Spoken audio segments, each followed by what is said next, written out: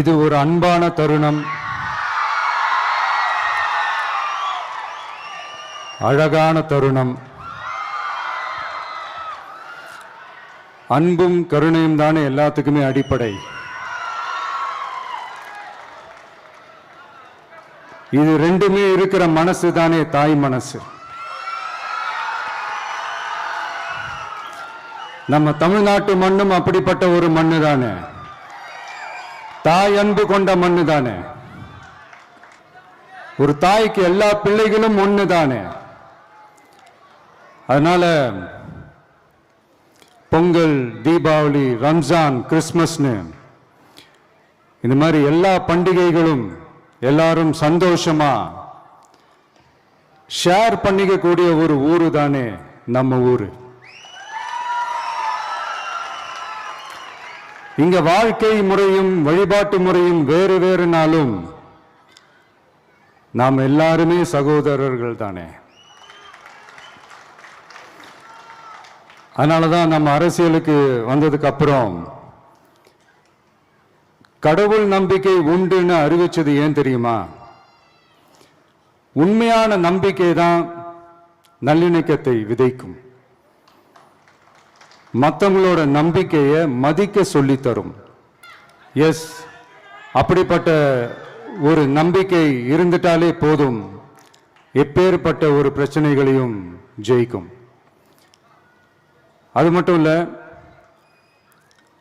அப்படிப்பட்ட அந்த நம்பிக்கையோட ஸ்ட்ரென்த்தை பற்றி சொல்றதுக்கு பைபிளில் நிறைய கதைகள் இருக்கு. அதை படிக்காதவங்க படிச்சு பாருங்க. அதில் குறிப்பாக உன்னை பற்றி சொல்லணும்னா, ஒரு இளைஞனுக்கு எதிராக தன்னோட சொந்த சகோதரர்களே பொறாமைப்பட்டு அவனை பாழும் கிணத்தில் தள்ளிவிட்டு அதுக்கப்புறம் அவர் எப்படி மீண்டு வந்து அந்த நாட்டுக்கே அரசனாகி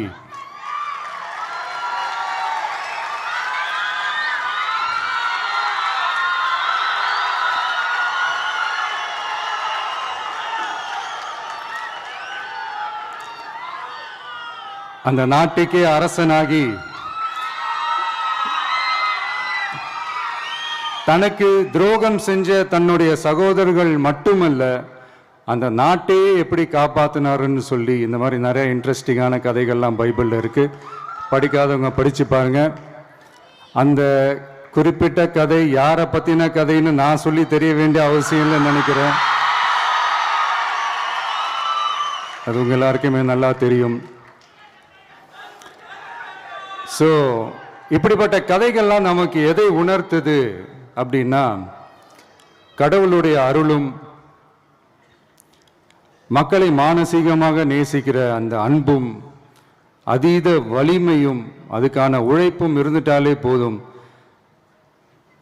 எவ்வளவு பெரிய ஒரு போராட்டமோ ஒரு போரோ இல்லை எதிரிகளையோ ஜெயிக்கலாம் அப்படின்றது தான் இந்த கதைகள்லாம் நமக்கு உணர்த்துது. இந்த விழாவில் நான் ஒரு உறுதியை ஒன்று கொடுக்குறேன். நாமளும் தமிழக வெற்றி கழகமும் சமூக சமய நல்லிணக்கத்தை பாதுகாக்கிறதுல 100% உறுதியாக இருப்போம். அதில் எந்த விதமான ஒரு காம்ப்ரமைஸும் இருக்கவே இருக்காது. அதனால தான் நம்மளுடைய கொள்கைகளுக்கு மதச்சார்பற்ற சமூக நீதி கொள்கைகள்னு பேர் வச்சதே இந்த உறுதினால தான். கண்டிப்பா ஒரு ஒளி ஒன்று பிறக்கும். அந்த ஒளி நம்மளை வழி நடத்தும். இங்க வந்திருக்கும் அருளாளர்கள், அன்பர்கள் அனைவருக்கும் என்னுடைய கிறிஸ்துமஸ் நல்வாழ்த்துக்கள்.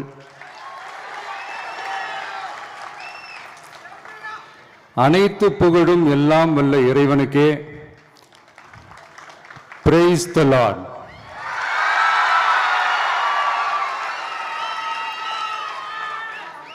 கான்ஃபிடென்ட்டா இருங்க, நல்லதே நடக்கும், வெற்றி நிச்சயம். என் நெஞ்சில் குடியிருக்கும்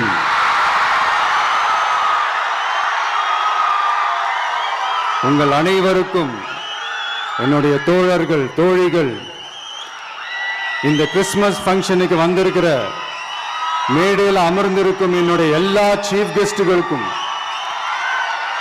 எங்க ரிக்வெஸ்டை ஏத்துக்கிட்டு நீங்க இந்த ஃபங்க்ஷனுக்கு வந்து கலந்துக்கிட்டதுக்கு ரொம்ப ரொம்ப ரொம்ப நன்றி. தேங்க்யூ. எல்லாரும் இருந்து சாப்பிட்டு போங்க. Thank you so much.